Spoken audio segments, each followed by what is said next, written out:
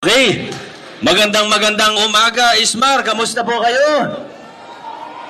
Maraming salamat sa inyong lahat. Pero ang talagang pasasalamatan natin ngayon, bukod siyempre sa mga kasama sa puso, bukod sa mga iba pang kasama sa Land Management Office, sa barangay, yung mga tumutulong po sa atin, hindi na ako mag-special mention ha.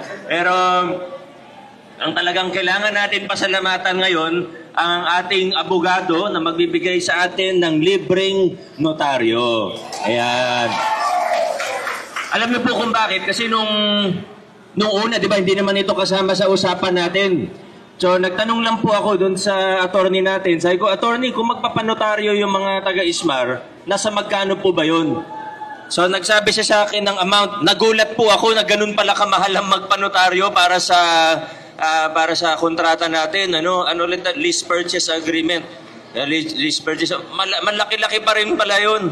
Medyo mahal pala magpanotaryo pag ganung depende pala sa halaga ang i-charge sa atin ng abogado, ng notaryo.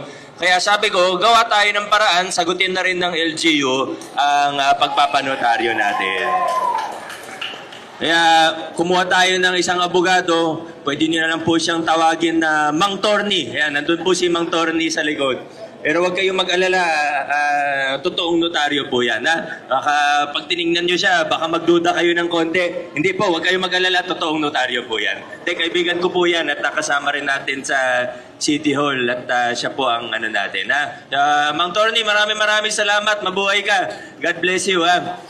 At muli po sa inyong lahat, salamat sa inyong tulong at kooperasyon. Hindi po ito mangyayari kundi sa tulong ng samahan natin, ng HOA natin, at ng bawat isang residente. So ngayon po, meron tayong 300. So parang gagawin 2 batches muna para hindi naman sobrang haba ng pila. Hatiin natin sa 2 batch. Pero wag naman po mag-alala, yung pangalawang batch, babalik po kami dito para sa kanila. So, yun lang po. Tanong ko lang po sa puso kung paano ba yung natin. Baka pwede naman po bumalik na lang yung iba kung kasi baka mahaba-haba po ang natin.